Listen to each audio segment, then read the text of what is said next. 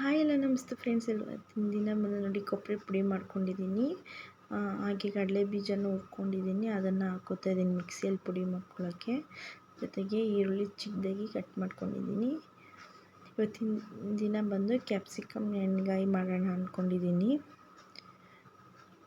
ಇದನ್ನು ಪಾತ್ರೆಗೆ ಹಾಕ್ಕೊಳ್ಬೇಕು. ನಿಮಗೆ ಬೇಕಿದ್ದರೆ ಎಳ್ಳು ಕೂಡ ಹಾಕ್ಕೋಬೋದು, ಹುಚ್ಚೆಳ್ಳು ಸಿಗುತ್ತಲ್ವ ಅದನ್ನು ಹಾಕ್ಕೋಬೋದು. ನನಗೆ ಇರಲಿಲ್ಲ, ನಾನು ಇದನ್ನಿಷ್ಟ ಹಾಕ್ಕೊಂಡಿದ್ದೀನಿ. ಓಕೆ ಫ್ರೆಂಡ್ಸ್, ಇನ್ನೂ ನನ್ನ ಚಾನಲ್ಗೆ ಯಾರೆಲ್ಲ ಸಬ್ಸ್ಕ್ರೈಬ್ ಮಾಡಿಲ್ಲ ಪ್ಲೀಸ್ ಸಬ್ಸ್ಕ್ರೈಬ್ ಮಾಡಿ ಸಪೋರ್ಟ್ ಮಾಡಿ ಅಂತ ಹೇಳೋಕ್ಕೆ ಇಷ್ಟಪಡ್ತೀನಿ. ನಿಮ್ಮ ಫ್ರೆಂಡ್ಸು ಫ್ಯಾಮಿಲಿ ಜೊತೆ ಕೂಡ ಶೇರ್ ಮಾಡಿ. ಜೊತೆಗೆ ಉಪ್ಪು ಹಾಕ್ಕೊಳ್ತಾ ಇದ್ದೀನಿ. ಟೇಸ್ಟಿಗೆ ತಕ್ಕಷ್ಟು ಉಪ್ಪು ಹಾಕ್ಕೊಳ್ಳಿ. ಮತ್ತು ಖಾರದ ಪೌಡ್ರು, ಸಾಂಬಾರು ಪೌಡ್ರು 1.5 ಸ್ಪೂನ್ ಹಾಕ್ಕೋತಾ ಇದ್ದೀನಿ. ಸ್ವಲ್ಪ ಅರಿಶಿನ ಪೌಡಿ,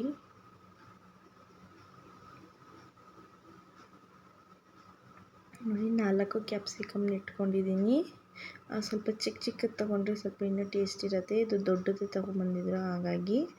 ಮತ್ತು ಅದಕ್ಕೆ ಮಿಕ್ಸ್ ಮಾಡೋದಕ್ಕೆ ಸ್ವಲ್ಪ ಹುಣಸೆಹಣ್ಣು ರಸ ಹಾಕೋತಾ ಇದ್ದೀನಿ. ಜೊತೆಗೆ ಟೇಸ್ಟಿಗೆ ತಕ್ಕಷ್ಟು ಬೆಲ್ಲದ ಪುಡಿ.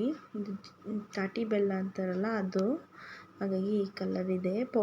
ಆನ್ಲೈನಲ್ಲಿ ತರಿಸಿದ್ವಲ್ಲ ಹಾಗಾಗಿ. ಇದನ್ನೆಲ್ಲ ಚೆನ್ನಾಗಿ ಮಿಕ್ಸ್ ಮಾಡಿಕೊಂಡು ಕ್ಯಾಪ್ಸಿಕಮ್ ಇರುತ್ತಲ್ವ ಅದಕ್ಕೆ ಬೀಜ ಎಲ್ಲ ತೆಗೆದುಕೊಂಡಿದ್ದೀನಿ. ಅದಕ್ಕೆ ಇವಾಗ ಇದನ್ನು ಸ್ಟಫ್ ಮಾಡಬೇಕು. ಸ್ವಲ್ಪ ಗಟ್ಟಿಯಾಗಿ ಸ್ಟಫ್ ಮಾಡಬೇಕಾಗತ್ತೆ. ಜಾರಲ್ಲಿ ರುಬ್ಬಿದ್ನಲ್ವ ಅದು ಹಾಗೆ ಇತ್ತು, ಸ್ವಲ್ಪ ಅದಕ್ಕೆ ನೀರು ಮಿಕ್ಸ್ ಮಾಡ್ಕೊತಾ ಇದ್ದೀನಿ. ಸ್ವಲ್ಪ ನೀರು ಹಾಕ್ಕೋತೀನಿ, ತುಂಬ ಗಟ್ಟಿ ಇದೆ ಅಲ್ವಾ ಹಾಗಾಗಿ.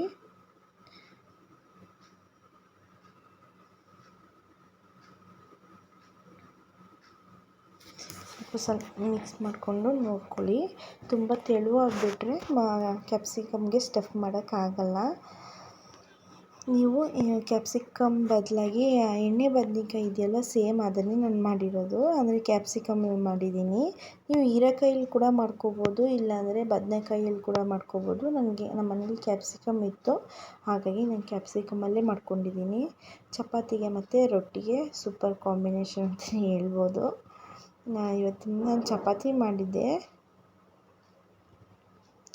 ಈ ಥರ ಸ್ಟಫ್ ಮಾಡ್ಕೋಬೇಕು.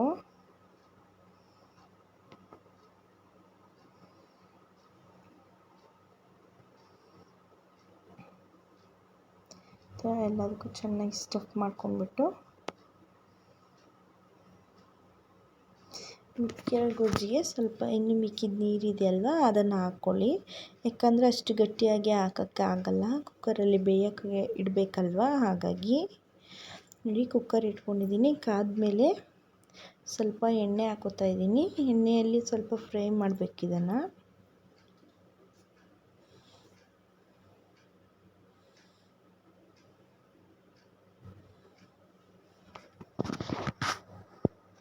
ನಿಮಗೆ ಅಕಸ್ಮಾತ್ ಕಡಲೆ ಬೀಜ ಅಷ್ಟು ಇಲ್ಲ ಅಂದರೆ, ಅಥವಾ ನಿಮ್ಗೆ ಇಷ್ಟ ಇಲ್ಲ ಅಂದರೆ ನೀವು ಸ್ವಲ್ಪ ಹುರ್ಗಡ್ಲೆ ಕೂಡ ಹಾಕೋಬೋದು ಪುಡಿ ಮಾಡಿ. ಜೊತೆಗೆ 2 ಈರುಳ್ಳಿ ಕೂಡ ಹಾಕೋತಾ ಇದ್ದೀನಿ. ಇದು ಆಪ್ಷನಲ್, ಬೇಕಿದ್ದರೆ ಹಾಕ್ಕೊಳ್ಳಿ. ನಮ್ಗೆ ಇಷ್ಟ ಆಗುತ್ತೆ ತಿನ್ನೋಕ್ಕೆ ಅಂದ್ಬಿಟ್ಟು ನಾನು ಹಾಕ್ಕೊಂಡಿದ್ದೀನಿ.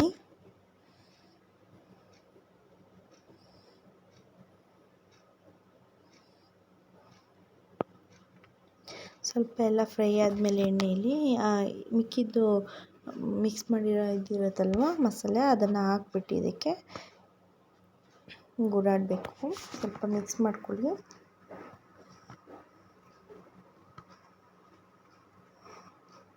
ಇವಾಗ ಇಷ್ಟು ತೆಳು ಅನಿಸುತ್ತೆ, ಬೆಂದಮೇಲೆ ಸ್ವಲ್ಪ ಗಟ್ಟಿನೇ ಆಗುತ್ತೆ. ನಿಮಗೆ ಆವಾಗ ಎಷ್ಟು ಬೇಕೋ ಅಷ್ಟನ್ನು ನೀರು ಹಾಕ್ಕೊಂಡು ನೀವು ನಿಮ್ಗೆ ಯಾವ್ದಕ್ಕೆ ಬೇಕೋ ಹಾಗೆ ಮಾಡ್ಕೊಳ್ಳಿ. ಇವಾಗ ತೆಳು ಅನಿಸುತ್ತೆ, ಕುಕ್ಕರೆಲ್ಲ ಕೂಗಿ ಇಲ್ಲ ಒಂದು ಕುದಿ ಬರ್ತಿದ್ದಂಗೆ ಇದು ಸ್ವಲ್ಪ ಗಟ್ಟಿ ಕೂಡ ಆಗಿಬಿಡತ್ತೆ. 2 ವಿಷಲ್ ಕೂಗಿಸ್ಕೊಳ್ಳಿ. ನೋಡ್ತಾ ಇದ್ದೀರಲ್ವ, ಸ್ವಲ್ಪ ಕಲರ್ ಕೂಡ ಚೇಂಜ್ ಆಗುತ್ತೆ.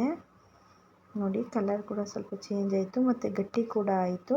ನೀವು ಕುಕ್ಕರ್ ಕೂಗಾದ್ಮೇಲೆ ಇನ್ನೊಂದು ಸ್ವಲ್ಪ ಗಟ್ಟಿಯಾಗತ್ತೆ. ಹಾಗಾಗಿ ನೀವು ಈ ಥರ ಮಾಡ್ಕೊಂಡು ನನ್ನ ಚಾನಲ್ಗೆ ಪ್ಲೀಸ್ ಸಬ್ಸ್ಕ್ರೈಬ್ ಮಾಡಿ. ಈ ರೆಸಿಪಿ ಇಷ್ಟ ಆದರೆ ನೀವು ಲೈಕ್ ಮಾಡೋದನ್ನು ಮರಿಬೇಡಿ. ನೋಡಿ ಎಷ್ಟು ಗಟ್ಟಿಯಾಗಿದೆ. ಸ್ವಲ್ಪ ಇದಕ್ಕೆ ನೀರು ಹಾಕ್ಬಿಟ್ಟು ಮತ್ತೆ ಕುದಿಯೋಕೆ ಇಟ್ಕೊಂಡ್ರೆ ಆಗೋಯ್ತು.